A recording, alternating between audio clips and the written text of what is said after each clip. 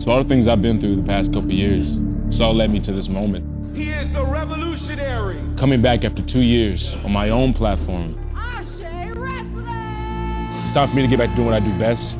It's time for me to get back to doing what I love.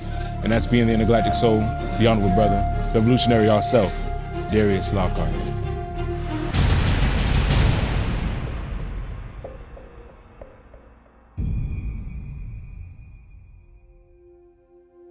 After a 2-year hiatus, filled with pain, heartache, and grief, the Intergalactic Soul emerges by curating his own flavor of professional wrestling, ASÉ. ASÉ Wrestling was really born out of me understanding that if you want change in the industry, then that change has to start at the top. And the people who make the decisions have to look a lot like the people who are in front of the camera, as well as in the audience. I'm a student of the game. I love professional wrestling. I watch a lot of it. I watch a lot of documentaries. And I noticed the people that were telling me the history of pro wrestling, people who made the decision, every decision maker, didn't really look like me. It was, every time they want to refurbish a promotion, they bring in one of the same 10 names, and it's always the same faces in different places.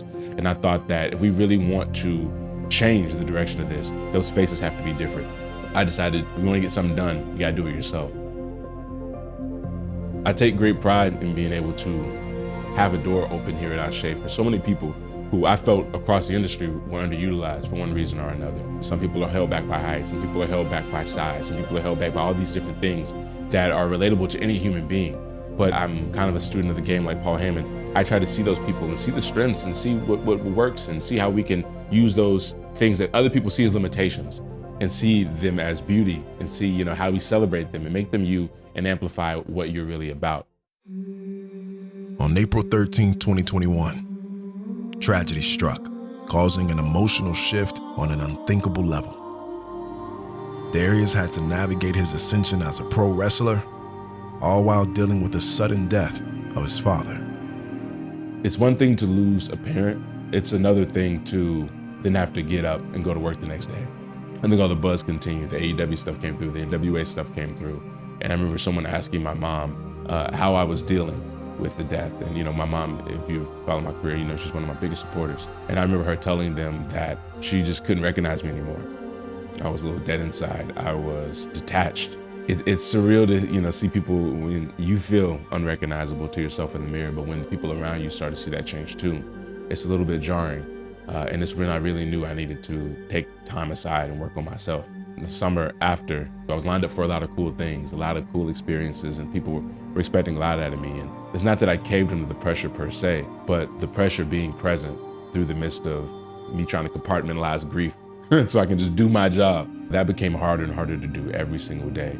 You throw an injury in there like a concussion, one that kind of warps your sense of reality, one that kind of incites mood swings, incites irritability, just different lifestyle changes in ways they can't really tell you. It amplifies things, and it starts to become, am I feeling this way because of the concussion? Am I feeling this way because of the grief? Am I feeling this way because of my personal life? Am I feeling this way because I'm falling out of love with the only thing I've done for the past 10 years of my life? It's a very weird scenario to be in the midst of. The revolutionary, Darius Lockhart, had to take a step back and make room for Darius Lockhart, the human. The real kind of catalyst of the departure was getting into spaces that I was told to my face and, with the rest of everyone in the audience, that this was a space for redefining inclusivity. And not just the numbers that are in the room, but what we're doing on the page. And I'm looking at these major companies, expecting them to hold their end of the bargain to that, where I want to work for you guys as much as, you want to have me there. And there were certain situations where I was shown through action that there are ceilings for me in those spaces that to me aren't floors that I would want to walk on. They just aren't. So that kind of became a catalyst of, okay, what am I here for? What am I really doing? Let's break off. Like I said, I'm not mad at any of the time lost from that. I felt like I needed to have that moment. I feel like what God has for me is what God has for me. I got a lot of messages throughout that time, people not knowing why I was disappearing, people not knowing why I was moving around, and text, don't Colin Kaepernick yourself, don't lay on the sword, don't martyr yourself. And I wasn't trying to do that. I don't deify myself in any way. I just wanted to stand up and be who I say I am. And I can't really be the revolutionary if I do the same thing as everyone else.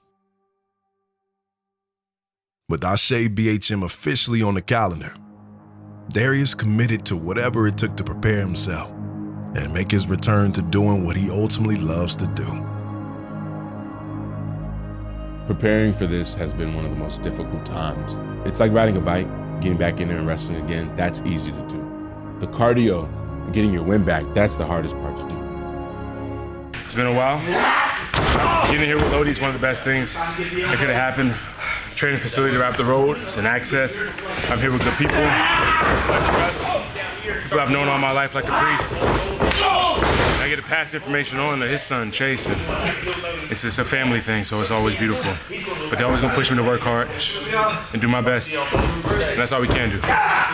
Finding the time to work on the cardio and be in the gym consistently while you're running a company for the first time. Trying to juggle that and do it right and make sure you guys get the right product while making sure I'm the top competitor I can be.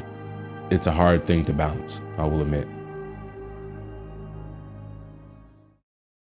In December of 2023, ASÉ held his first ever wrestling event, starting a new curation of Black culture and talent within the wrestling industry. That moment, however, was interrupted by one Darius Carter, which led to an intense war of words between the revolutionary and the All-Father. Darius Carter, you say that I'm now known as Darius #2 because you're the one they talking about right now. Darius #2. I know you've been counting down the days, waiting for me to respond to you, waiting for Darius #1 to get back. I can't help but ruminate about all those things that you said. I had to leave for 2 years for people to start talking about you. And now I'm back for one night and they talking about me again. You are not him. You are not that Darius. You are a quitter. You are a liar. You are false. And you are not the leadership that this culture needs. The culture needs me.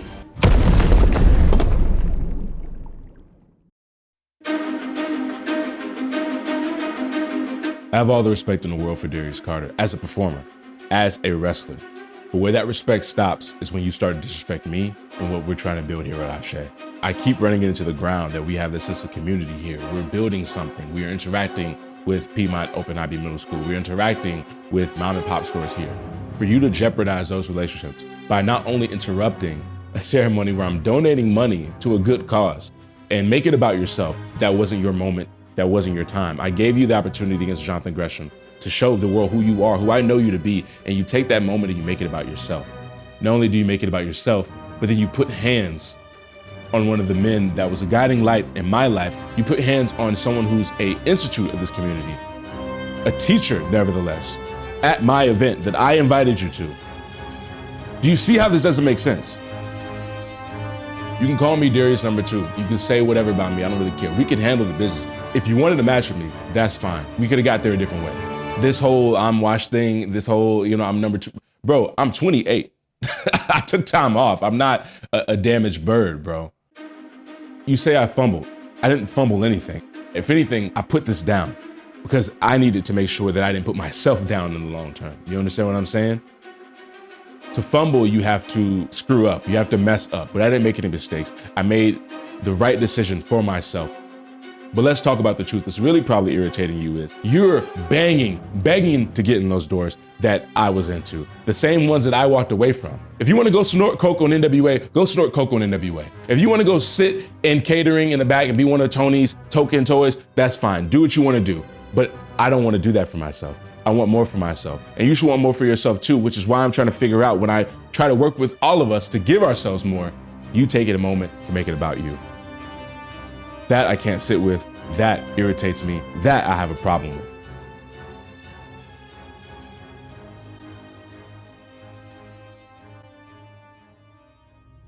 So yeah, I put things down. Yeah, I walked away. But February 24th at ASÉ BHM, I put you down, Darius Carter, and I picked myself up. I picked my head up, and you're gonna be picking your teeth up off the mat.